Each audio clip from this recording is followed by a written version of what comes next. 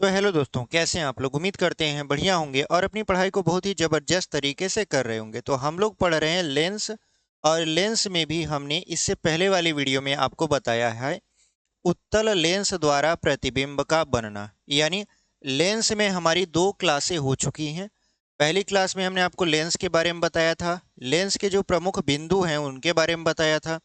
उसके बाद जो दूसरी वीडियो थी उसमें हमने आपको बताया था किरण आरेख का उपयोग करके प्रतिबिंब कैसे बनाया जाता है लेंसों के द्वारा। ठीक है। तो आज की वीडियो में हम लोग उसी के आगे बढ़ेंगे और देखेंगे कि हमारा जो टॉपिक है वो किस तरीके से इस वीडियो में कवर होता है। तो देखिए, आज हम लोगों का लेंस का तीसरा क्लास है। लेंस क्लास यहाँ पर 3। इससे पहले 2 क्लास हो चुका है। अगर आप पहली बार ये वीडियो देख रहे हो तो आप 2 क्लास और भी देख सकते हो पीछे जाकर, क्योंकि हमने वहाँ पर लेंस को शुरू से पढ़ाया है। तो देखिए, आज का जो टॉपिक रहने वाला है, आज के इस टॉपिक में हम लोग कोशिश करेंगे 3 टॉपिक को कवर करने का। पहला जो टॉपिक है वो है आपका अवतल लेंस द्वारा प्रतिबिंब का बनना। उसके बाद हम लोग देखेंगे चिन्ह परिपाटी। फिर उसके बाद हम लोग देखेंगे आपका यहाँ पर लेंस का जो लेंस सूत्र होता है उसको देखेंगे। तो चलिए बारी बारी से चीज़ों को शुरू करते हैं। तो देखिए, आज का जो हमारा पहला टॉपिक है वो है आपका अवतल लेंस द्वारा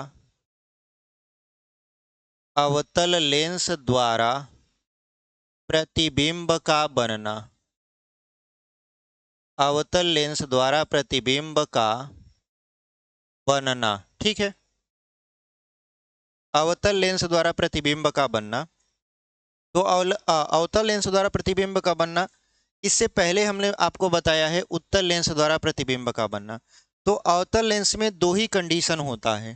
पहला कंडीशन क्या होता है, यानी प्रथम कंडीशन क्या होता है, जब वस्तु जब वस्तु अनंत पर जब वस्तु अनंत पर स्थित हो तब। ठीक है। यानी जब वस्तु अनंत पर स्थित हो तब, यानी वस्तु जब अनंत पर स्थित होता है तो क्या होता है।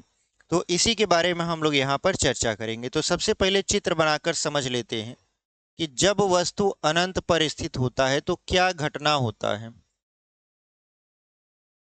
यहाँ पर देखिए, यह आपका क्या है, अवतल लेंस है। ठीक है। यहाँ पर हम इसका मुख्य अक्ष खींच देते हैं ऐसे। ये आपका प्रकाशिक केंद्र सी है। इधर हो जाएगा आपका F1, इधर हो जाएगा आपका F2, और इधर आपका हो गया अनंत। इधर 2F2 और इधर 2F1 होता है, इसके बाद अनंत होता है। ठीक है। अगर हम यहाँ पर रख देते हैं, मान लेते हैं 2F2 लिख दिए और इधर लिख दिए 2F2, फोकस दूरी का दोगुनी दूरी। इतना करने के बाद हमने कहा जब वस्तु अनंत पर स्थित होती है, तो मान लेते हैं वस्तु यहाँ पर स्थित है, ये अनंत है। ठीक है। 2F2 के इधर जितनी भी दूरियां होंगी वो सभी क्या होंगी, अनंत होंगी। तो अनंत से चलने वाली जो प्रकाश की किरणें होती हैं वो एक दूसरे के से समांतर होती हैं। एक दूसरे कैसे क्या होती हैं, समांतर। तो यहाँ पर ये जो प्रकाश किरणें हैं, जब ये लेंस से टकराएंगी तो अपवर्तन होगा, और अपवर्तन के पश्चात प्रकाश किरणें हम जानते हैं कि फैल जाती हैं। ठीक है। जब समांतर चलती हैं तो क्या होती हैं, लेंस से अपवर्तन के पश्चात फैल जाती हैं। चूंकि बात हो रही है अवतल लेंस की, तो अवतल लेंस का यही गुण ही होता है कि ये प्रकाश किरण को फैला देता है। तो प्रकाश किरणें ऐसे फैल गई तो वास्तविक रूप से तो ये कहीं मिली ही नहीं। लेकिन अगर हम देखें तो ऐसा लग रहा है कि ये प्रकाश किरणें द्वितीय मुख्य फोकस से होकर ऐसे जा रही हैं, ऐसे निकल रही हैं और बाहर की ओर ऐसे जा रही हैं। मतलब द्वितीय मुख्य फोकस से ये प्रकाश किरणें ऐसे जा रही हैं। ठीक है। तो जो हमारा प्रतिबिंब बनता है वो बनता है द्वितीय मुख्य फोकस पर। बनता क्या है, बनता हुआ प्रतीत होता है, ऐसे बोल सकते हैं हम लोग। यानी जब अवतल लेंस में किसी वस्तु को अनंत पर रखा जाता है तो वस्तु का जो प्रतिबिंब होता है वो लेंस के द्वितीय मुख्य फोकस पर आभासी सीधा वस्तु से बहुत छोटा और वस्तु की ही तरफ द्वितीय मुख्य फोकस पर बनता है। जो भी सारी चीजें हम बोल रहे हैं वो आप चित्र में आप देख सकते हो। यानी जब किसी वस्तु को अनंत पर रखा जाता है तो वस्तु का जो प्रतिबिंब होता है वो आपका आभासी, आभासी इसलिए क्योंकि वास्तव में प्रकाश किरणें मिल ही नहीं रही हैं, तो आभासी सीधा वस्तु से बहुत छोटा बिंदु के आकार का लेंस के द्वितीय मुख्य फोकस पर वस्तु की ही तरफ बनती हैं। तो यहां पर हम लोग यही लिखेंगे, प्रतिबिंब की स्थिति, प्रतिबिंब की स्थिति, प्रतिबिंब की स्थिति। तो प्रतिबिंब की स्थिति में हमने क्या लिखा, मतलब जो बोले हैं वही सारी चीजें लिखेंगे। तो लिखेंगे वस्तु का प्रतिबिंब, वस्तु का प्रतिबिंब, वस्तु का प्रतिबिंब आभासी। देखिए जब भी आप आभासी बोलिएगा उसके साथ सीधा लगा दीजिएगा, और जब भी आप वास्तविक बोलिएगा उसके साथ उल्टा अपने आप जोड़ दीजिएगा, आपका सही हो जाएगा। यानी वस्तु का जो प्रतिबिंब है वो आभासी, फिर कामा सीधा, कामा सीधा वस्तु से बहुत छोटा, वस्तु से बहुत छोटा, इतना छोटा कि ऐसा लगता है कि बिंदु के आकार का है। तो आगे लिख भी देंगे बिंदु के आकार का, बिंदु के आकार का लेंस के द्वितीय मुख्य फोकस पर, या लेंस के, यहां पर लिख देंगे द्वितीय मुख्य फोकस पर, द्वितीय मुख्य फोकस पर बनता है। ठीक है, यानी जो वस्तु का प्रतिबिंब है वो कहाँ बनता है, पहली बात तो आभासी बनता है, फिर सीधा बनता है, वस्तु से बहुत छोटा बनता है, बिंदु के आकार का बनता है, लेंस के द्वितीय मुख्य फोकस पर यानी F2 पर बनता है। तो उम्मीद करते हैं आपको ये जो हम पहला चित्र बनाकर समझाए हैं चीजें आपको समझ में आई होंगी। ये पहला कंडीशन था अवतल लेंस द्वारा प्रतिबिंब का बनना। ठीक है, अब हम लोग क्या करेंगे, दूसरा कंडीशन देखेंगे। जब वस्तु को आप अनंत और वक्रता केंद्र के बीच रखते हैं, यानी वस्तु को अनंत और वक्रता केंद्र के बीच कहीं पर भी रख दिया जाए, वस्तु का प्रतिबिंब कहाँ बनेगा, इसको हम लोग करते हैं इरेज और बढ़ जाते हैं अपने अगले वाले टॉपिक पर, यानी अगले वाली स्थिति पर। इसको हम लोग यहाँ पर ऐसे मिटा देते हैं।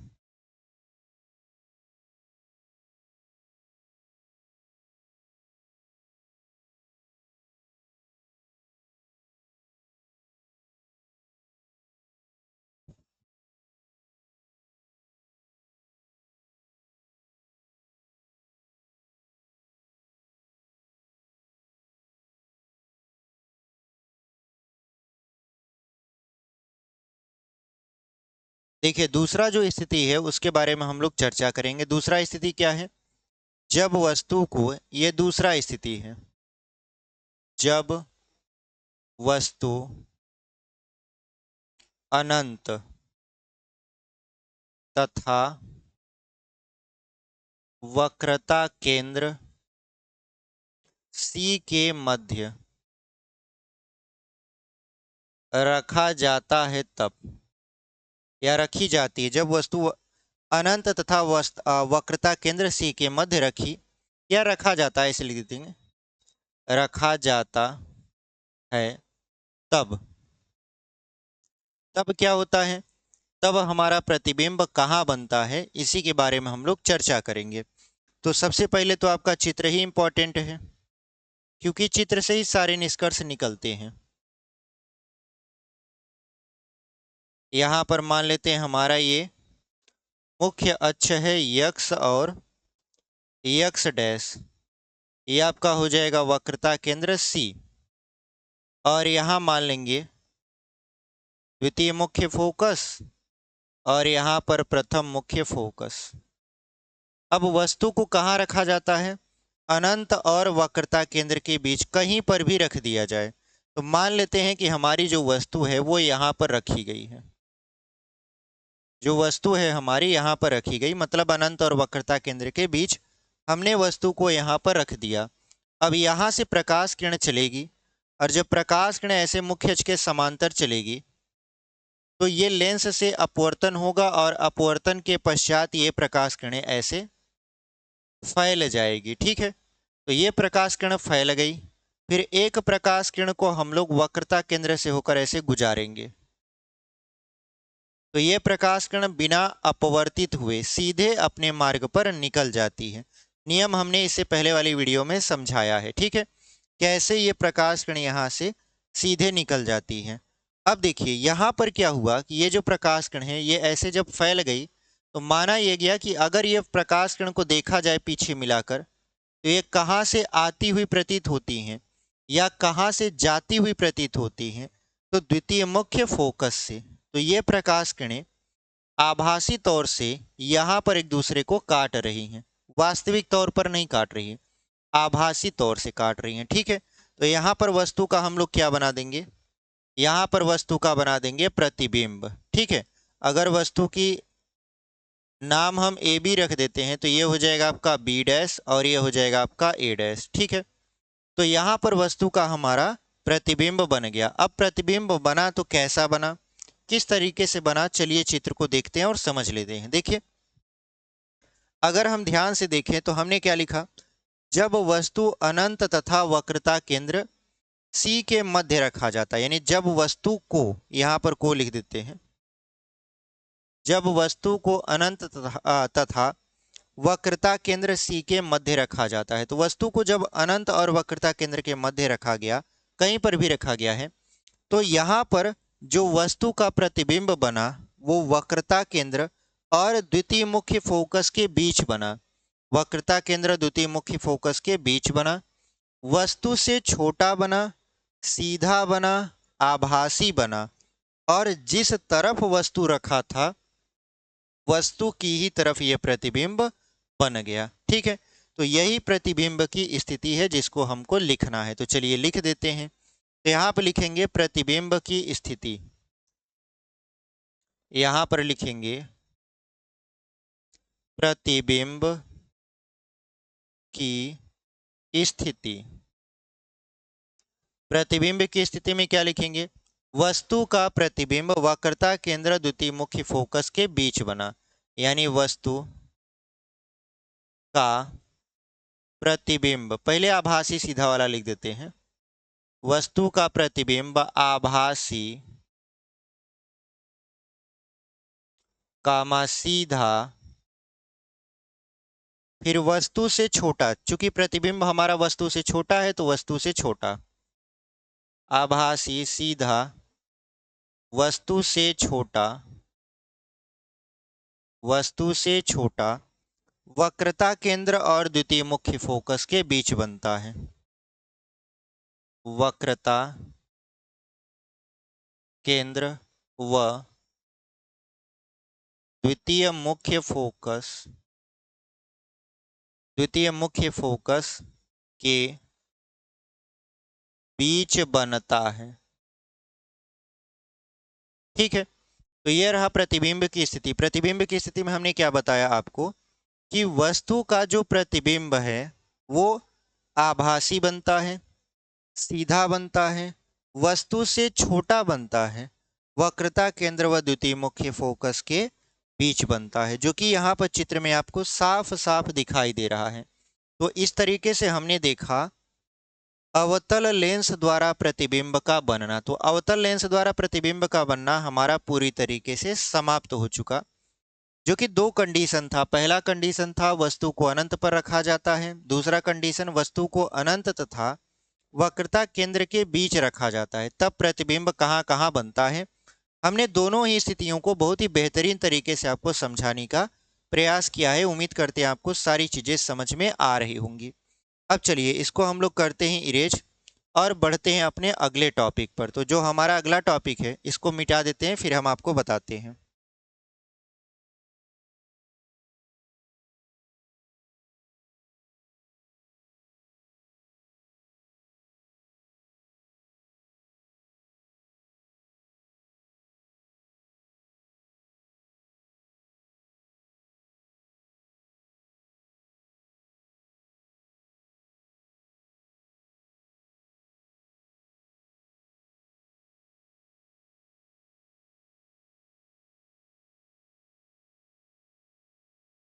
चलिए, यहाँ पर जो हमारा अगला टॉपिक है वो है आपका चिन्ह परिपाटी। चिन्ह परिपाटी बहुत ही इंपॉर्टेंट टॉपिक है। अगर आप न्यूमेरिकल सॉल्व करोगे यानी सवाल लगाओगे, चाहे वो लेंस का हो, चाहे वो दर्पण का हो, चाहे वो अपवर्तन परावर्तन का हो, ठीक है, वहां पर आपको चिन्ह बड़ा मायने रखेगा, क्योंकि आप चिन्ह डिसाइड नहीं कर पाओगे तो आपका उत्तर पक्का गलत आएगा। तो चिन्ह हमको कैसे डिसाइड करना है, क्या करना है, सारी चीजों को समझ लेते हैं, ठीक है। दोनों लेंस बनाते हैं, एक है आपका अवतल लेंस, एक है आपका अवतल लेंस। ये है इसका मुख्य अक्ष, ये है इसका प्रकाशिक केंद्र, और यहाँ पर हो जाएगा इसका द्वितीय मुख्य फोकस, इसका हो जाएगा प्रथम मुख्य फोकस। ये हो जाएगा, मान लेते हैं द्वितीय मुख्य फोकस का दोगुनी दूरी, और इधर हो जाएगा द्वितीय मुख्य फोकस का मतलब प्रथम मुख्य फोकस का दोगुनी दूरी, ठीक है। ये हमारा अवतल लेंस है, अवतल लेंस। इसके बाद यहां पर हम लोग रखते हैं अपने उत्तल लेंस को, जो कि इस चैप्टर का मालिक है, मतलब फेमस यही है। दर्पण में आपका अवतल दर्पण फेमस होता है, लेंस में आपका उत्तल लेंस फेमस होता है। इस वजह से इसको थोड़ा सा हम लोग ज्यादा इज्जत देंगे, ठीक है। यहाँ पर इसकी दूसरी फोकस दूरी, और यहाँ पर यह हो जाएगा दूसरी फोकस दूरी का दोगुना, इधर हो जाएगा दूसरी फोकस दूरी का पहला गुना, ठीक है। मतलब ये आपका हो जाएगा F1 2F1, इधर F2 और 2F2। ये हम दोनों चित्र क्यों बना रहे हैं, क्योंकि हम आपको बताना ये चाहते हैं कि चिन्ह परिपाटी एक्चुअल में काम कैसे करता है, ठीक है। जैसे बात कर लेते हैं अवतल लेंस में, तो अवतल लेंस में देखिए, जब किसी वस्तु को रखा जाता है, सपोज करिए वस्तु को हमने यहाँ रख दिया, ठीक है। वस्तु को जब रख दिया तो वस्तु लेंस से कितनी दूर पर है, ये हम प्रकाशिक केंद्र से वस्तु के बीच की दूरी को नापकर पता कर लेते हैं। यानी प्रकाशिक केंद्र से लेंस के बीच, सॉरी, वस्तु के बीच कितना दूरी है, वही हमारा वस्तु की दूरी कहलाता है। यानी जो भी दूरियां हमारी काउंट की जाती हैं वो लेंस के प्रकाशिक केंद्र से काउंट की जाती हैं। तो प्रकाशिक केंद्र और वस्तु के बीच की दूरी को हम लोग बोलते हैं यू। क्या बोलते हैं? यू बोलते हैं, ठीक है। यहां पर भी हम लोग मान लेते हैं कि किसी वस्तु को हमने यहां पर रख दिया है, तो प्रकाशिक केंद्र और वस्तु के बीच की दूरी को हम लोग बोलते हैं यू, ठीक है। अब सपोज करिए किसका प्रतिबिंब यहां बन रहा है। चूंकि अभी हमने देखा प्रतिबिंब कहाँ बनता है, प्रकाशिक केंद्र और द्वितीय मुख्य फोकस के बीच। तो मान लीजिए कि हमारा प्रतिबिंब यहाँ बन रहा है, तो प्रतिबिंब और प्रकाशिक केंद्र के बीच की दूरी को भी बोला जाता है। क्या बोला जाता है? भी, ठीक है।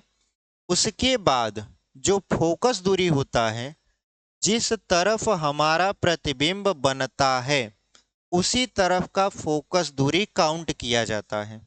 यानी अगर हमारा प्रतिबिंब लेंस के इस तरफ बन रहा है तो हम इस वाली फोकस दूरी को काउंट करेंगे, और अगर प्रतिबिंब उस तरफ बन रहा है तो उस तरफ के फोकस दूरी को काउंट करेंगे। चूंकि जो अवतल लेंस होता है उसमें प्रतिबिंब हमेशा वस्तु की तरफ ही बनता है, यानी जो हमारा द्वितीय मुख्य फोकस है और प्रकाशिक केंद्र है, इसी के बीच की दूरी फोकस दूरी कहलाती है, और इसको एफ से दर्शाया जाता है। तो ये हो गया आपका फोकस दूरी, जिसको हमने स्मॉल एफ से दर्शा दिया, ठीक है। अब यहाँ पर देखिए वस्तु है आपका, तो वस्तु जब ऐसे खड़ा है तो इसकी कुछ न कुछ लंबाई होगी, तो वस्तु की लंबाई को एच से दर्शाया जाता है। किससे दर्शाया जाता है? एच से। और जो इसका प्रतिबिंब बन रहा है, ये प्रतिबिंब, इसकी लंबाई को एच डैश से दर्शाया जाता है। किससे दर्शाया जाता है? एच डैश से। यानी जो वस्तु की लंबाई है उसको एच से दर्शाया जाता है, और जो प्रतिबिंब की लंबाई है उसको एच डैश से दर्शाया जाता है, ठीक है। तो इतना करने के बाद इसमें भी हम थोड़ा सा कर लेते हैं, फिर आपको समझाते हैं। यहाँ पर देखिए हमने मान लेते हैं वस्तु को द्वितीय मुख्य फोकस के दोगुनी दूरी, प्रथम मुख्य फोकस के दोगुनी दूरी और प्रथम मुख्य फोकस के बीच रखा है। तो इसका जो प्रतिबिंब बनेगा वो कहाँ पर बनेगा, मान लेते हैं यहाँ पर बनेगा, यानी द्वितीय मुख्य फोकस दूरी और अनंत के बीच बनेगा। ठीक है, द्वितीय मुख्य फोकस की दोगुनी दूरी और अनंत के बीच बना। तो यहां पर हमने कहा कि प्रकाशिक केंद्र और वस्तु के बीच की दूरी को बोलते हैं हम लोग u। और यहां पर हम देख रहे हैं तो प्रकाशिक केंद्र जो कि c है और प्रतिबिंब के बीच की दूरी को हम लोग v बोलते हैं। क्या बोलते हैं, v। और यहां पर जो फोकस दूरी काउंट की जाएगी, जिस तरफ वस्तु का प्रतिबिंब बनता है उसी तरफ की फोकस दूरी काउंट की जाती है। तो कहाँ की फोकस दूरी काउंट की जाएगी, इस साइड का। तो इस साइड का प्रकाशिक केंद्र और F2 के बीच की जो दूरी है वही फोकस दूरी है। तो इसको हम लोग स्मॉल f से ऐसे दर्शा देते हैं। ठीक है, स्मॉल f से ऐसे दर्शा देते हैं। अब यहाँ पर देखिए, ये जो प्रतिबिंब है इसकी कुछ ना कुछ ऊंचाई होगी, सॉरी ये जो वस्तु है इसकी कुछ ना कुछ ऊंचाई होगी। तो वस्तु की ऊंचाई को हमने आपको बताया कि वस्तु की ऊंचाई को h से दर्शाया जाता है, और जो ये प्रतिबिंब है इसकी ऊंचाई को यानी इसकी जो लंबाई है इसको h डैश से दर्शाया जाता है। यानी h क्या है, वस्तु की लंबाई, और h डैश क्या है, प्रतिबिंब की लंबाई। यहां तक समझ में आया। फिर हम आपको ये बताते हैं कि अगर हम मान लें ये जो प्रकाशिक केंद्र है, अगर हम निर्देशांक माने, निर्देश तंत्र माने कि ये प्रकाशिक केंद्र है और प्रकाशिक केंद्र के इस तरफ इस तरीके से ये आपका y अक्ष है और ये आपका x अक्ष है। यहाँ पर तो हमने लिखा भी है x और यहाँ पर x डैश, मतलब ये x अक्ष है पूरा और ये है आपका y अक्ष। जहाँ पर ये एक दूसरे को काटते हैं वो है प्रकाशिक केंद्र C। ठीक है, यहाँ पर भी वही हाल है, यानी प्रकाशिक केंद्र C। तो अगर हम ऊपर की तरफ चलते यानी प्रकाशिक केंद्र से ऊपर, क्योंकि हमने इसको मूल बिंदु मान के रखा है, तो अगर हम प्रकाशिक केंद्र से ऊपर की तरफ चलते हैं तो ऊपर की तरफ जो दूरी होती है वो धनात्मक होती है, और अगर हम यही नीचे की तरफ चलें तो दूरी ऋणात्मक होती है। ठीक है, यानी ऊपर की तरफ जो दूरी होती है वो धनात्मक होती है, नीचे की तरफ जो दूरी होती है वो ऋणात्मक होती है। अगर हम प्रकाशिक केंद्र के दाहिने साइड चलते हैं तो दूरी प्लस में काउंट होती है, चाहे कोई सा भी हो, चाहे वस्तु की दूरी हो चाहे प्रतिबिंब की दूरी हो, सब दूरियां क्या होगा, यहाँ पर प्लस काउंट होगा। और अगर यही हम प्रकाशिक केंद्र से इस तरफ यानी बाएं साइड चलते हैं तो जो दूरी होगी वो माइनस में काउंट होगी। किस में काउंट होगी, माइनस में। तो यहाँ पर अगर हम इस अवतल लेंस पर गौर करें तो यहाँ पर हम देख रहे हैं कि जो हमारा u है, u क्या था, u था प्रकाशिक केंद्र और वस्तु के बीच की दूरी। ये किस तरफ है, बाएं साइड है, बाएं साइड है तो ये क्या होगा, माइनस में होगा। हमारा जो प्रतिबिंब बन रहा है वो भी बाएं साइड ही बन रहा है, इसका मतलब v का भी मान क्या होगा, माइनस होगा। जो v है वो क्या है, प्रकाशिक केंद्र और प्रतिबिंब के बीच की दूरी। ठीक है, उसके बाद अगर हम देखें तो फोकस दूरी, फोकस दूरी देखिए यहाँ पर C और F है, C और F के बीच की दूरी ही फोकस दूरी है। तो फोकस दूरी भी आपका बाएं साइड है तो F भी यहाँ पर क्या होगा, माइनस होगा। उसके बाद हम देखते हैं कि जो वस्तु की लंबाई है जिसको हमने h से दर्शाया था वो मुख्य अक्ष के से लंबवत ऊपर की तरफ है। मुख्य अक्ष के से लंबवत जब ऊपर की तरफ जाते हैं तो जो दूरी होती है वो प्लस में काउंट की जाती है, मतलब जो वस्तु की लंबाई है वो प्लस होगा।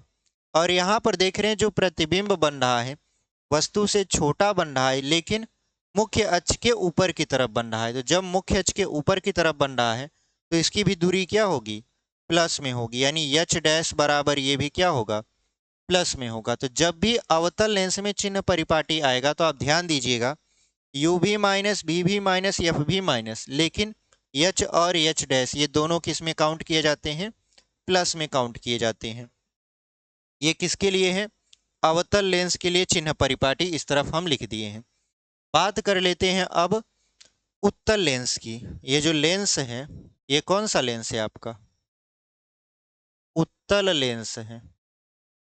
तो अगर हम बात करें उत्तल लेंस की, तो उत्तल लेंस में हम देख रहे हैं प्रकाशिक केंद्र और वस्तु के बीच की दूरी बाएं साइड है, और बाएं साइड की दूरी माइनस में काउंट की जाती है। दाहिने साइड की जो दूरियां होती हैं वो प्लस में काउंट की जाती हैं। अगर हम ऊपर की तरफ जा रहे हैं तो प्लस में काउंट होगा, अगर हम नीचे की तरफ जा रहे हैं तो माइनस में काउंट होगा। ठीक है, क्योंकि हमने ये मान के रखा है कि ये जो लेंस है, लेंस का केंद्र ही आपका अक्ष का मूल बिंदु है।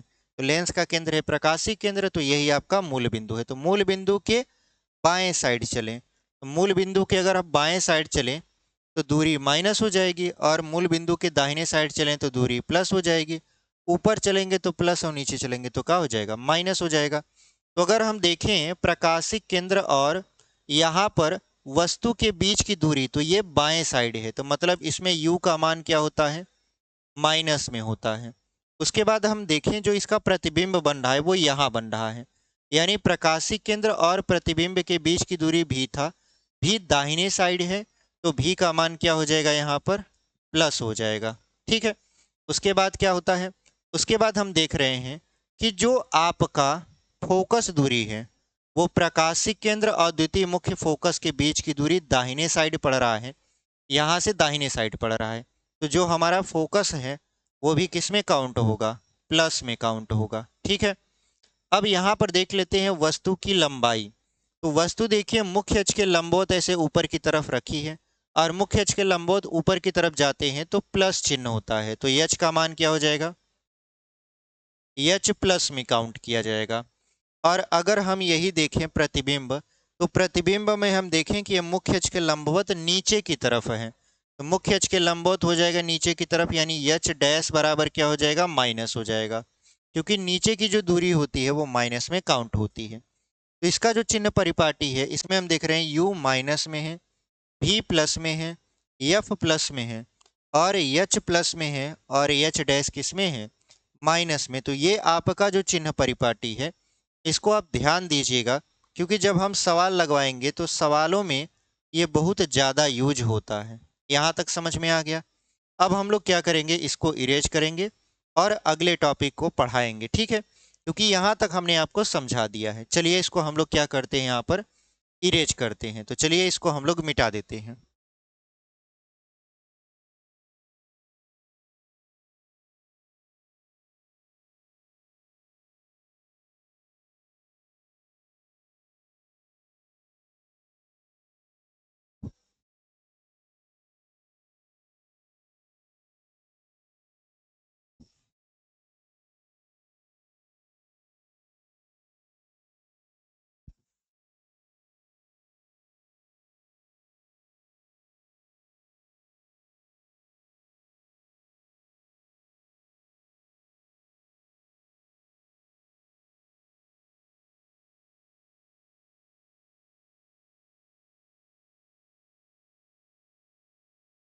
चलिए यहाँ पर अब हम लोग क्या करेंगे, अब हम लोग अगला टॉपिक पढ़ेंगे, और अगला टॉपिक है आपका लेंस सूत्र, या हम ऐसे कह सकते हैं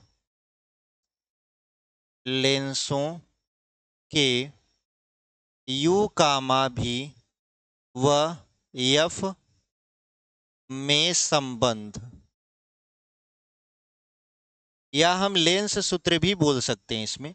तो क्या होगा ये देखिए, इसमें ये होता है आपका डायरेक्ट फार्मूला, पहले सिद्ध करना होता था, अब डायरेक्ट फार्मूला आपको याद करना है, सिद्ध करने वाला आपके सिलेबस से हटा दिया है। तो यहाँ पर होता है 1/f बराबर 1/v माइनस 1/u, ये फार्मूला होता है। अगर आपको थोड़ा सा याद आए तो दर्पण में भी हमने कुछ ऐसा ही फार्मूला पढ़ा था, लेकिन दर्पण में यहाँ प्लस में था और लेंस में यहाँ पर क्या होता है, माइनस में होता है। जहाँ यफ क्या है, यफ है आपकी, यहाँ पे लिख देंगे जहाँ यफ बराबर फोकस दूरी। अब वो फोकस दूरी चाहे अवतल लेंस की हो चाहे उत्तल लेंस की हो। भी का मान क्या है, तो भी बराबर होता है वक्रता केंद्र, वक्रता केंद्र तथा वस्तु के बीच की दूरी, वस्तु के बीच की दूरी। यानी भी का मान क्या है, वक्रता केंद्र तथा वस्तु के बीच की दूरी। और अगर हम u का मान देखें तो u का मान क्या है, u है आपका वक्रता केंद्र तथा प्रतिबिंब के बीच की दूरी। अच्छा, यहां पर प्रतिबिंब होना चाहिए, यहां पर भी का मान क्या होना चाहिए, प्रतिबिंब है ना, तो यहां पर लिख देंगे प्रतिबिंब के बीच की दूरी। यानी भी क्या है, वक्रता केंद्र तथा प्रतिबिंब के बीच की दूरी। और u आपका क्या है, u है आपका वक्रता केंद्र तथा वस्तु के बीच की दूरी। तो यहां पर हमने तीनों आपको बता दिया, तीनों हैं क्या एक्चुअल में। हालांकि चिन्ह परिपाटी अभी हमने आपको बताया था, उसमें भी बताया था, यहां पर भी बता दिए। ये हमारा होता है u भी और एफ में संबंध, 1/f बराबर 1/b माइनस 1/u। उम्मीद करते हैं यहाँ तक समझ में आया है। अब जो हमारा अगला टॉपिक है उसके बारे में हम लोग यहाँ पर चर्चा करेंगे। तो यहाँ पर इसको हम लोग क्या करेंगे, मिटा देते हैं, ठीक है।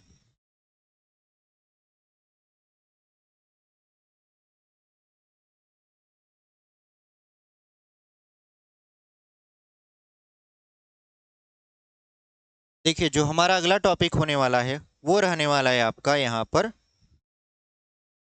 इसको बोलते हैं इसका नाम क्या रख देते हैं हम लोग यहाँ पर, आवर्धन, ठीक है, या आवर्धन क्षमता, या ऐसे बोल सकते हैं रेखीय आवर्धन, रेखीय आवर्धन, या ऐसे न बोलकर क्या बोल सकते हैं, आवर्धन क्षमता। जो आपके किताब में दिया है वो आवर्धन क्षमता दिया है, ठीक है। रेखीय आवर्धन के बारे में हम लोग यहाँ पर अभी बाद में चर्चा करेंगे, ठीक है। आवर्धन क्षमता क्या होता है, अब आवर्धन क्षमता का मतलब क्या होता है, इसको थोड़ा सा समझ लेते हैं। देखिए, जब आप अपने मोबाइल के कैमरे को देखते हो तो कैमरे में क्या होता है, एक फीचर होता है कि वस्तु को जूम करके आप देख सकते हो, या वस्तु को जूम आउट कर दोगे, यानी अगर आप हम कैमरे में किसी वस्तु को देख रहे हो तो उस वस्तु को ऐसे जूम करोगे अपने कैमरे में तो वो आपको नज़दीक आता हुआ दिखाई देगा, और फिर ऐसे जूम आउट करोगे तो वो आपसे फिर से दूर हो जाएगा। तो यहाँ पर जो आवर्धन क्षमता है वो वही है। यानी आवर्धन क्षमता अगर हम फिजिक्स में बात करें या आपके चैप्टर के हिसाब से बात करें तो क्या होना चाहिए, होना ये चाहिए कि लेंस द्वारा प्रकाश किरणों को सिकोड़ने अथवा फैलाने की क्षमता को आवर्धन क्षमता कहते हैं। लेंस द्वारा प्रकाश किरणों को सिकोड़ने अथवा फैलाने की क्षमता को आवर्धन क्षमता कहते हैं। अगर हम इसको लिखना चाहें तो लिख भी देते हैं। यानी अब कोई सा भी लेंस हो सकता है, उत्तल भी हो सकता है, अवतल भी हो सकता है। तो यहाँ पर लिखेंगे लेंस द्वारा प्रकाश किरणों को फैलाने तथा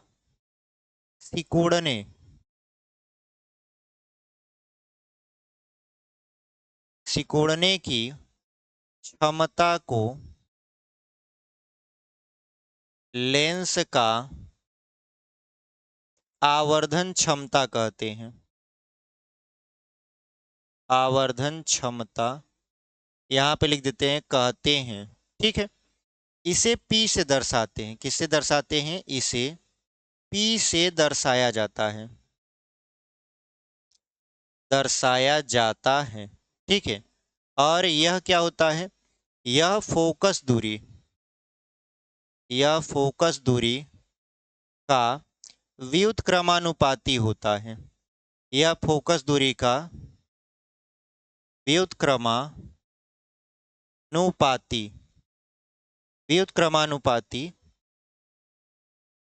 होता है, ठीक है। यह फोकस दूरी का व्युत्क्रमानुपाती होता है। इसका मतलब क्या होता है, देखिए परिभाषा हमने बहुत ही अच्छे तरीके से लिखा है। परिभाषा क्या है कि लेंस द्वारा प्रकाश किरणों को फैलाने तथा सिकोड़ने की क्षमता को लेंस का आवर्धन क्षमता कहते हैं। इसको P से दर्शाया जाता है। यह फोकस दूरी का व्युत्क्रमानुपाती होता है, यानी इसको दर्शाते हैं तो हम लोग P से दर्शाते हैं। तो देखिए, जो P बराबर फार्मूला होता है वो P बराबर होता है 1/F, यानी फोकस दूरी का व्युत्क्रमानुपाती होता है। और यहाँ पर जो फोकस दूरी काउंट की जाती है वो मीटर में काउंट की जाती है। किस में काउंट की जाती है? मीटर में। और अगर हम इसको सेंटीमीटर में फोकस दूरी को कन्वर्ट करें तो ये हो जाएगा 100/F, और यहाँ पे लिख देंगे सेमी में। यहाँ पर जो फोकस दूरी है उसको लिख देंगे सेंटीमीटर में। यानी जब आप फोकस दूरी को सेंटीमीटर में मापते हो या नापते हो और आप इसकी क्षमता निकाल रहे हो तो फार्मूला लगेगा 100/F सेंटीमीटर में। लेकिन अगर फोकस दूरी मीटर में दिया है और आपको क्षमता पता करना है तब आप P बराबर 1/F मीटर में काउंट करोगे, ठीक है। और इसका जो मात्रक होता है वो डायोप्टर होता है। लिख देते हैं यहाँ पर इसका मात्रक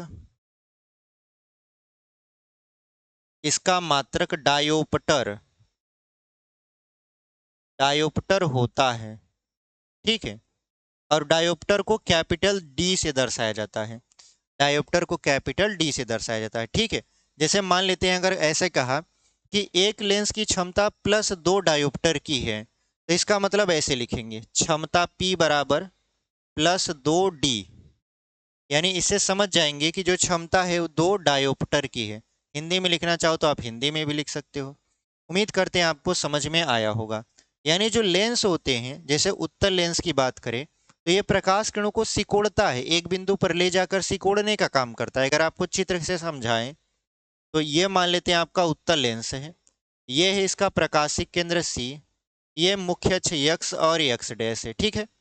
यहाँ पर मुख्य अक्ष x और x डैश है। मान लेते हैं इसका प्रथम फोकस इस तरफ है, नहीं यहाँ द्वितीय फोकस है, और ये है प्रथम फोकस। प्रकाश किरणें ऐसे मुख्य अक्ष के समांतर आपने गुजार दी, और ये प्रकाश किरणें जब मुख्य अक्ष के समांतर गुजरती हैं तो अपवर्तन होता है, और अपवर्तन के पश्चात ये प्रकाश किरणें एक बिंदु यानी द्वितीय मुख्य फोकस पर इकट्ठा होती हैं। तो ये जो उत्तल लेंस है ये प्रकाश किरणों को सिकोड़ने का काम करता है। अब ये कितना ज्यादा सिकोड़ता है ये इसकी क्षमता पर निर्भर करता है। जब हमारी आंखों में दोष उत्पन्न होता है, जिसको हम लोग अगले टॉपिक या अगले पाठ में कवर करेंगे, जब हम लोग आपको पढ़ाएंगे मानव नेत्र तथा रंग बिरंगा संसार, तो उसमें आपको हम लोग पढ़ाएंगे दृष्टि दोष। और दृष्टि दोष में हम आपको बताएंगे कि जो क्षमता होती है, जैसे हमारी आंख में जब दृष्टि दोष उत्पन्न हो जाता है तो उसको दूर करने के लिए लेंस का उपयोग किया जाता है, और वो लेंस हमारे चश्मे में लगाए जाते हैं। तो लेंस की जो क्षमता होती है वो कितने डायोप्टर की होती है वो हमारी आंख को चेक करके डॉक्टर हमको बता देते हैं। फिर उसी के हिसाब से वो लेंस चश्मे में प्रयुक्त करके हमको देते हैं, और हम जैसे उसको पहनते हैं हमको साफ साफ दिखाई देने लगता है। तो वहाँ की बातें वहाँ, फिलहाल हम लोग यहाँ पर फोकस करेंगे कि लेंस द्वारा जो प्रकाश किरण को सिकोड़ने अथवा फैलाने की क्षमता है उसी को हम लोग बोलते हैं आवर्धन क्षमता, ठीक है। तो इसे P से दर्शाया जाता है, और यह फोकस दूरी का व्युत्क्रमानुपाती होता है, ठीक है। इसका जो मात्रक होता है डायोप्टर होता है, डायोप्टर को D से दर्शाया जाता है। जैसे हमने एग्जाम्पल दिया कि एक लेंस की क्षमता +2 डायोप्टर है, इसका मतलब क्या हुआ? इसका मतलब ये हुआ P बराबर +2 डायोप्टर या 2D। उम्मीद करते हैं आपको लेंस की जो क्षमता है, लेंस की आवर्धन जो क्षमता है वो समझ में आया होगा। इसको लेंस की क्षमता भी बोल देते हैं नॉर्मली भाषा में, और इसका फार्मूला भी हमने आपको समझाया, P बराबर 1/F मीटर में। अगर हम सेंटीमीटर में काउंट करते हैं तो P बराबर 100/F सेंटीमीटर में। उम्मीद करते हैं आपको ये समझ में आया होगा। चलिए हम लोग इसको इरेज करते हैं और इरेज करके बढ़ते हैं अगले टॉपिक की तरफ, ठीक है। चलिए हमने कर दिया इसको इरेज, अब बढ़ते हैं अपने अगले टॉपिक की तरफ। तो हमारा जो अगला टॉपिक है वो क्या है आपका? वो है आपका रेखीय आवर्धन। अभी हमने आपको क्या बताया? आवर्धन क्षमता, जिसे नॉर्मली लेंस की क्षमता भी कहते हैं। अब हम लोग पढ़ेंगे रेखीय आवर्धन। अब देखिए रेखीय आवर्धन क्या होता है। रेखीय आवर्धन की अगर परिभाषा बताएं तो क्या होगा? जैसे मान लेते हैं एक लेंस बना लेते हैं, फिर आपको समझाते हैं। पहले लेंस बना लेते हैं फिर आपको समझाते हैं तो ज़्यादा बेटर समझ में आएगा। ये हो जाएगा प्रथम फोकस, द्वितीय फोकस, यहाँ पर 2F1, और यहाँ पर हो जाएगा 2f2। मान लेते हैं किसी वस्तु को हमने यहाँ पर रखा और इसका प्रतिबिंब इधर कहीं बन गया। ठीक है, हमने वस्तु को यहाँ पर रख दिया, इसका प्रतिबिंब वहां बन गया। यानी द्वितीय मुख्य फोकस और प्रथम फोकस के बीच किसी वस्तु को रखते हैं, यानी प्रथम मुख्य फोकस के दोगुनी दूरी और प्रथम मुख्य फोकस के बीच यानी f1 और 2f1 के बीच जब हम किसी वस्तु को रखते हैं तो जो हमारा प्रतिबिंब बनता है वो बनता है 2f2 और अनंत के बीच। ये हमारा प्रतिबिंब बन रहा है। ठीक है, अब हम लोग पढ़ने वाले हैं रेखीय आवर्धन। तो रेखीय आवर्धन की जो परिभाषा होती है वो होती है आपका प्रतिबिंब की लंबाई। ठीक है, प्रतिबिंब की, या ऐसे लिख देते हैं मुख्य अक्ष के लंबवत, मुख्य अक्ष के लंबवत, लंबवत यहां पर लिख देंगे नापी गई प्रतिबिंब की लंबाई, नापी गई प्रतिबिंब की लंबाई, प्रतिबिंब की लंबाई। तो प्रतिबिंब की लंबाई को हम लोग किससे दर्शाते हैं? एच डैश से, और वस्तु की लंबाई को एच से। तो परिभाषा क्या बन रहा है कि मुख्य अक्ष के लंबवत नापी गई प्रतिबिंब की लंबाई यानी एच डैश तथा वस्तु की लंबाई, वस्तु की लंबाई जिसको हम लोग एच से नापते हैं, के अनुपात को रेखीय आवर्धन कहते हैं, के अनुपात को रेखीय आवर्धन, रेखीय आवर्धन कहते हैं। ठीक है, यानी मुख्य अक्ष के लंबवत नापी गई प्रतिबिंब की लंबाई तथा वस्तु की लंबाई के अनुपात को रेखीय आवर्धन कहते हैं। इसको यम से दर्शाया जाता है। तो यहां पे लिखेंगे इसे यम से दर्शाया जाता है, इसको यम से दर्शाया जाता है। ठीक है, तो यम बराबर क्या फार्मूला बनेगा अगर परिभाषा के अकॉर्डिंग चले तो?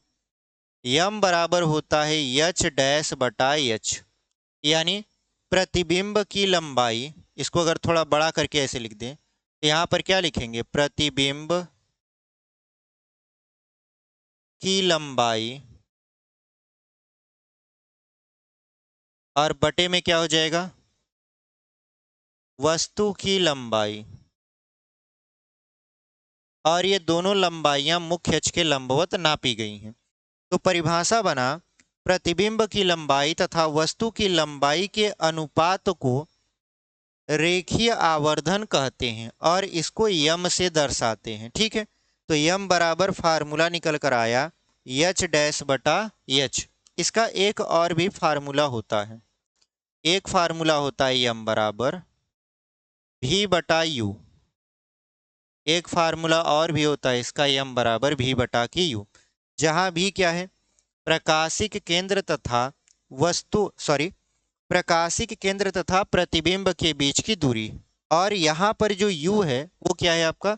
प्रकाशिक केंद्र तथा वस्तु के बीच की दूरी। तो ये जो ऊपर लिखा है भी, ये तो प्रकाशिक केंद्र तथा प्रतिबिंब के बीच की दूरी है, लेकिन जो u है ये प्रकाशिक केंद्र तथा वस्तु के बीच की दूरी है।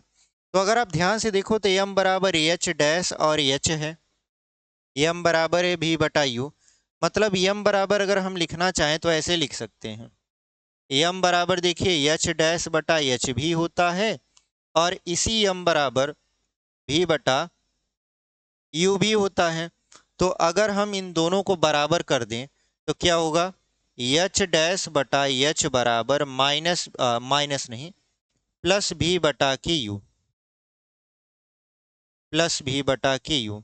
तो एक फार्मूला ये वाला तैयार हो गया और एक फार्मूला यहाँ पर है। ठीक है, एक फार्मूला यहाँ पर है, एक फार्मूला यहाँ पर है। तो ये जो है यम बराबर प्रतिबिंब की लंबाई तथा वस्तु की लंबाई के अनुपात है। ये यम बराबर है वक्रता केंद्र और प्रतिबिंब के बीच की दूरी और वक्रता केंद्र तथा वस्तु के बीच की दूरी का अनुपात है। तो ये तरीका हमारा होता है रेखीय आवर्धन का। तो रेखीय आवर्धन का जो भी फार्मूला था हमने आपको एकदम डिटेल में समझा दिया कि यम बराबर एच डैश बटा एच, यम बराबर भी बटा की यू। तो ये यम यानी इसका बायां पक्ष बराबर है तो दाहिना पक्ष बराबर ही होगा, यानी यम बराबर एच डैश बटा एच बराबर है भी बटा के यू के। तो एच डैश बटा एच बराबर भी बटा की यू हो सकता है। ठीक है, तो ये रहा आपका रेखीय आवर्धन। आप कहोगे सर आप तो केवल उत्तल लेंस का बना के दिखाए हो, अवतल लेंस का बना के दिखाओ। देखिए सेम टू सेम अवतल लेंस का भी यही होगा, बस आपको ध्यान किस बात पर देना है, ध्यान इस बात पर देना है कि परिभाषा क्या है। परिभाषा में हमेशा शुरुआत होगी प्रतिबिंब की लंबाई से। तो प्रतिबिंब की लंबाई तथा वस्तु की लंबाई, आप परिभाषा मत याद करो, आप फार्मूला देख लो, फार्मूला को समझ लो, परिभाषा अपने आप बना लेना। कैसे? प्रतिबिंब की लंबाई तथा वस्तु की लंबाई के अनुपात को रेखीय आवर्धन कहते हैं। बात खत्म। इसको यम से दर्शाया जाता है और इसका कोई मात्रक नहीं होता, रेखीय आवर्धन का कोई भी मात्रक नहीं होता। ठीक है, क्यों नहीं होता? क्योंकि देखिए जब दो राशियां समान होती हैं और अनुपात में होती हैं तो कट जाती हैं और उनका कोई मात्रक नहीं होता, क्योंकि मात्रक से मात्रक भी आपका खत्म हो जाता है। तो इस तरीके से हमने इसको बहुत ही बेहतरीन तरीके से आपको समझाया है। ठीक है, चलिए आगे बढ़ते हैं, इसको कर देते हैं यहां पर इरेज।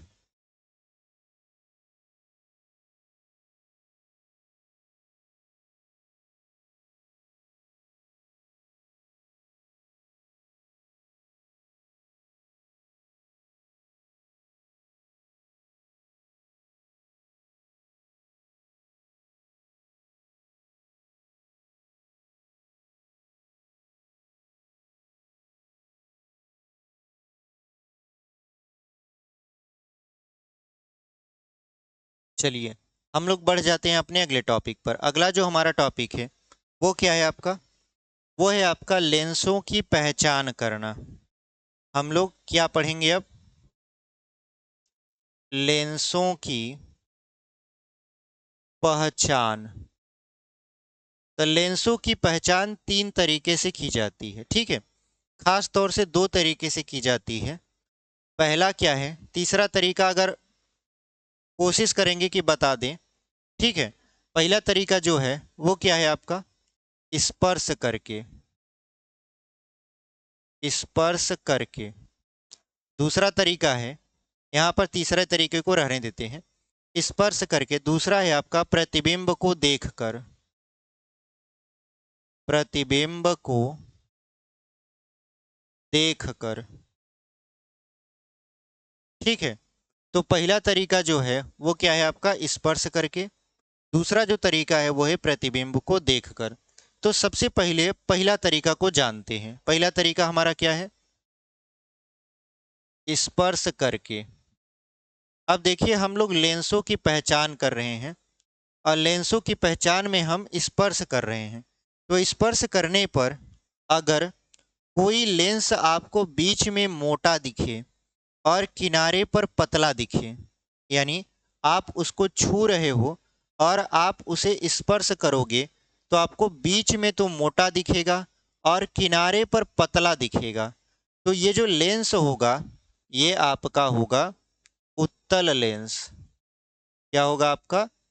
उत्तल लेंस। यानी स्पर्श करोगे तो बीच में अगर मोटा समझ में आए और किनारों पर पतला समझ में आ रहा है तो ये होगा आपका उत्तल लेंस। लेकिन इसके विपरीत अगर स्पर्श करने पर किनारों पर मोटा हो, किनारों पर क्या हो? मोटा और बीच में पतला हो, किनारों पर मोटा हो और बीच में पतला हो, तो वो लेंस आपका हो जाएगा अवतल लेंस, अवतल लेंस।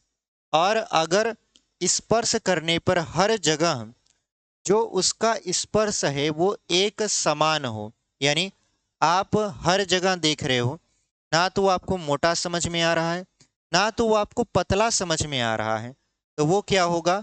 एक समतल कांच की प्लेट होगा, एक समतल कांच की प्लेट।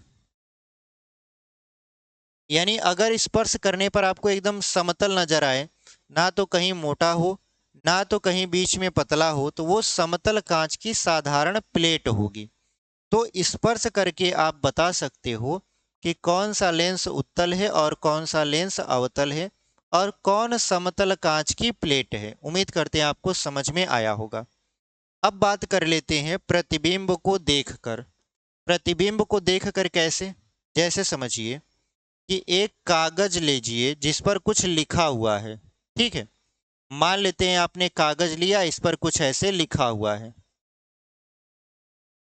इस तरीके से इसको लिख दिया गया है, मतलब इसमें कुछ ना कुछ लिखा गया है। आप अखबार का पन्ना ही ले लीजिए, ठीक है, या आपका जो किताब है उसको ही ले लीजिए, उस पर कुछ ना कुछ लिखा होना चाहिए। और आप उस पर लेंस को रख दीजिए और लेंस को रख कर उसको थोड़ा सा ऊपर उठाइए। जब आप थोड़ा सा ऊपर उठाओगे तो देखोगे कि लेंस में जो अक्षर हैं वो बड़े दिखाई देने शुरू होने लगते हैं। यानी आपने क्या किया, इस कागज पर ऐसे लेंस को रखा और थोड़ा सा ऐसे लेंस को ऊपर उठा दिया, तो आपने क्या देखा? आपने देखा जो अक्षर हैं वो बड़े बड़े दिखाई देने शुरू हो गए। आप क्या करते हो?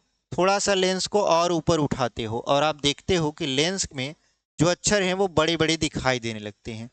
तब जो वो लेंस होगा वो होगा आपका उत्तल लेंस। यानी कागज पर अगर हम उत्तल लेंस को रख दें और थोड़ा सा ऊपर उठाएं तो जो अक्षर होते हैं वो बड़े बड़े दिखाई देने लगते हैं और शुरुआत में वो सीधा दिखाई देगा, लेकिन आप उसे थोड़ा और ऊपर उठाओगे तो अक्षर उल्टे हो जाएंगे। ठीक है, तो कौन सा लेंस होगा? वो आपका उत्तल लेंस होगा। इसके विपरीत अगर हम लेंस को इस किताब पर रखें जिस पर कुछ ना कुछ लिखा हुआ है और इसको ऐसे उठा दें, उठाने के बाद हम देखें कि जो अक्षर हैं वो और छोटे होते जा रहे हैं। मतलब पहले तो अक्षर बड़े हो रहे थे, लेकिन अब अक्षर और छोटे होते जा रहे हैं और सीधे दिखाई दे रहे हैं। वो जो लेंस होगा वो होगा अवतल लेंस। ठीक है, और अगर हम लेंस को न रखें, मतलब जो रखे हुए हैं कांच, उसको ऊपर उठाएं और देखें कि अक्षर में कोई परिवर्तन नहीं हो रहा, तो वो समतल कांच की प्लेट होगा। लेंस भी आपका एक तरीके का कांच ही है, चाहे वो उत्तल हो चाहे वो अवतल हो। समतल प्लेट भी क्या है? एक तरीके का कांच ही है।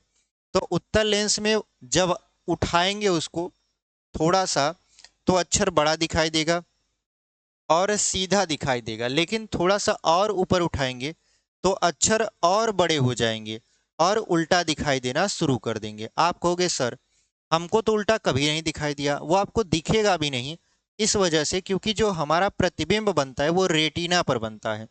रेटिना पर प्रतिबिंब उल्टा जरूर बनता है, लेकिन हमारा जो दिमाग होता है वो उसको रिवर्स कर देता है, मतलब सीधा कर देता है, जिसकी वजह से हमको उल्टा दिखाई नहीं देता। ठीक है, और अगर आप इस कागज पर रखे लेंस को उठाते हो ऊपर और देखते हो कि जो अक्षर हैं वो पहले से और छोटे होते जा रहे हैं, और जैसे जैसे ऊपर उठाते जा रहे हो आप और भी अक्षर छोटे होते जा रहे हैं, और जो लेंस है उसका नाम तब आप पता करते हो तो पता चलता है कि वो कौन सा लेंस है, अवतल लेंस है। और अगर वो जो कांच है उसको आपने उठाया और देखा अक्षर में कोई परिवर्तन ही नहीं हो रहा, तो वो समतल कांच का प्लेट होगा। तो उम्मीद करते हैं आपको लेंसों की पहचान दो तरीके से करना आ गया होगा। एक तो आपका स्पर्श करके, दूसरा आपका प्रतिबिंब को देखकर। ठीक है, चलिए इसको इरेज करते हैं और अपने अगले टॉपिक की तरफ बढ़ते हैं। इसको मिटा देते हैं हम लोग।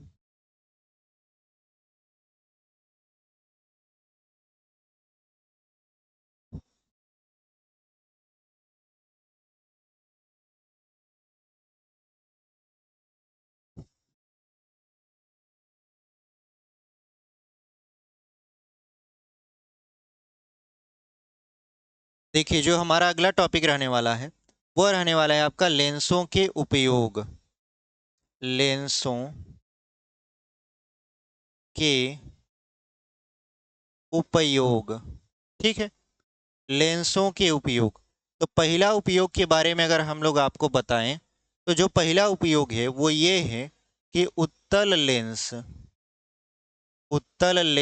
का उपयोग जो घड़ी साज होते हैं, जो घड़ियों को साजते हैं, घड़ी साज घड़ी के पुर्जे देखने के लिए करते हैं, पुर्जे देखने के लिए करते हैं। ठीक है। उत्तल लेंस का उपयोग क्या होता है, घड़ी साज जो होते हैं वो घड़ी के पुर्जे देखने के लिए करते हैं। आप कहोगे सर घड़ी के पुर्जे, जो हाथ में आप लोग घड़ी पहनते हो, आजकल तो डिजिटल घड़ियां आने लगी हैं, लेकिन जो आपका घड़ी आता है जिसमें सुई चलता है, यानी जिसमें वो टक टक की जो सेकंड वाली सुई है वो लगातार ऐसे चलती रहती है, ये वाली घड़ी। आजकल तो सब स्मार्ट वॉच आने लगी है, ठीक है, जिसमें घंटा का सुई होता है, मिनट का सुई होता है, ऐसे सुइयां चलती रहती हैं। तो जब ये सुइयां चलती रहती हैं तो आप देखिए इसका जो मैकेनिज्म होता है, यानी अंदर का जो पार्ट होता है, बहुत ही छोटा और बारीक होता है। तो आप सोचिए इतने छोटे और बारीक पार्ट को कैसे साजा जाता होगा या कैसे इकट्ठा किया जाता होगा। तो जो घड़ी की जो फैक्ट्रियां होती हैं जहां पर छोटे छोटे पार्ट्स को असेंबल किया जाता है तब जाके आपका घड़ी बनता है, वहां पर आप देखोगे जो काम करने वाले होते हैं उनके हेड पर एक टोपी नुमा लगा होता है और उनकी आंख पर एक चश्मा लगा होता है और उस चश्मे में ही लेंस लगा होता है। और उस लेंस की वजह से वो लोग छोटे छोटे पार्ट को चिमटी की मदद से पकड़कर क्या करते हैं, बड़ी ही आसानी से साज देते हैं, मतलब असेंबल कर देते हैं और हमारा घड़ी तैयार हो जाता है। तो वही करा है, उत्तल लेंस का उपयोग घड़ी साज घड़ी के पुर्जे को देखने के लिए करते हैं, क्योंकि आप जानते हो जो उत्तल लेंस होता है वो प्रतिबिंब को बड़ा बनाकर दिखाता है और जब बड़ा दिखेगा तो आसानी से वो असेंबल किया जा सकता है। ठीक है, चलिए यहाँ पर दूसरा देख लेते हैं। दूसरा जो होता है, डॉक्टर जो होता है हमारे पास, डॉक्टर आंख कान नाक, आंख कान नाक की जांच करने के लिए, की जांच करने के लिए उपयोग करता है, उत्तल लेंस का उपयोग करता है, ऐसे लिख देते हैं, उत्तल लेंस का उपयोग करता है। ठीक है, जो डॉक्टर होते हैं वो आंख कान और यहाँ पर नाक की जांच करने के लिए उत्तल लेंस का उपयोग करते हैं, क्योंकि जो उत्तल लेंस होता है वो अंदरूनी हिस्सों का आवर्धित चित्र बनाकर दिखाता है, मतलब बड़ा चित्र बनाकर दिखाता है।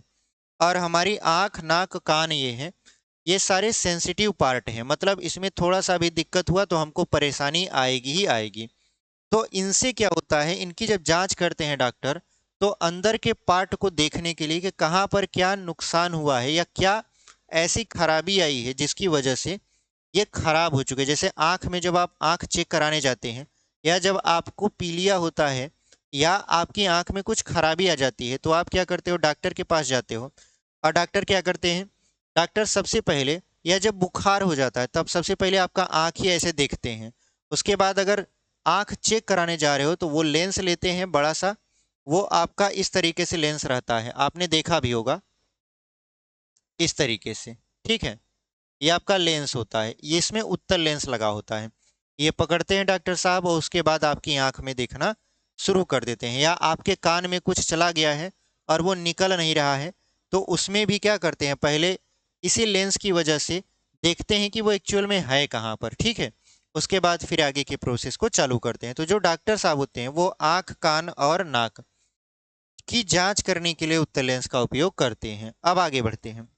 आगे है आपका तीसरा। तीसरा क्या है आपका, जो उत्तल लेंस होता है उसका उपयोग हम लोग क्या करते हैं, प्रकाश किरणों को एक जगह एकत्रित करने के लिए भी करते हैं। यानी जो उत्तल लेंस होता है उसका प्रयोग कहाँ करते हैं, प्रकाश किरणों को एक जगह एकत्रित करने के लिए। अब एक जगह एकत्रित करने के लिए लेंस का उपयोग करेंगे तो किस रूप में करेंगे, जैसे अगर हम देखें तो सोलर कुकर जब बनता है, ठीक है, सोलर कुकर बनता है तो वहां पर हमने आपको बताया था अवतल दर्पण का उपयोग किया जाता है। लेकिन अगर कोई प्रकाशिक यंत्र बन रहा है, यानी उत्तल लेंस का उपयोग, उत्तल लेंस का उपयोग प्रकाशिक प्रकाशिक यंत्रों जैसे में सूक्ष्मदर्शी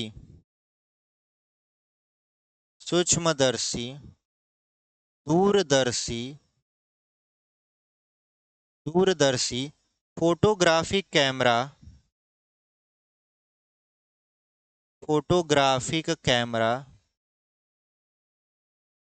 आदि में किया जाता है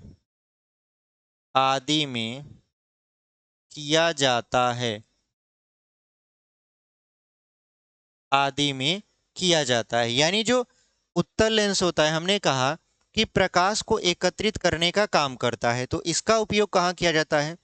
सूक्ष्मदर्शी बोले तो ऐसा प्रकाशिक यंत्र जो छोटे से छोटे चीज को आवर्धित करके बड़ा प्रतिबिंब बनाता है, ठीक है, वो आपका होता है सूक्ष्मदर्शी। दूरदर्शी जैसे हम लोग पृथ्वी पर बैठे बैठे चाहे चंद्रमा को देखें चाहे कोई और ग्रह को देखें, तो उन ग्रहों को देखने के लिए दूरदर्शी का उपयोग किया जाता है। तो दूरदर्शी का उपयोग हम लोग उत्तल लेंस का यूज करते हैं। पहले ये था, अब ये कट गया। पहले आपको सूक्ष्मदर्शी भी पढ़ाया जाता, दूरदर्शी भी पढ़ाया जाता। चूंकि अब जो NCERT का नया सिलेबस आया है उसमें ये दोनों टॉपिक को हटा दिया गया है। जब हम लोग पढ़ते थे तो हम लोग इसको बहुत ही बारीकी से पढ़े थे, सूक्ष्मदर्शी क्या होता है, दूरदर्शी क्या होता है, इस पर सवाल भी बनता था और लंबे लंबे सवाल बनते थे, आराम से हम लोग सॉल्व करते थे। बट अब आपके सिलेबस से हटा दिया गया है। फोटोग्राफिक कैमरा, जो कैमरा जैसे ये जो कैमरा है जिससे ये वीडियो बन रही है, इसमें भी आपका कहीं ना कहीं उत्तल लेंस ही लगा है, और जिससे आप फोटो खींचते हो उस कैमरे में भी उत्तल लेंस ही लगा होता है। इस तरीके से हमने देखा लेंसों के उपयोग, ठीक है।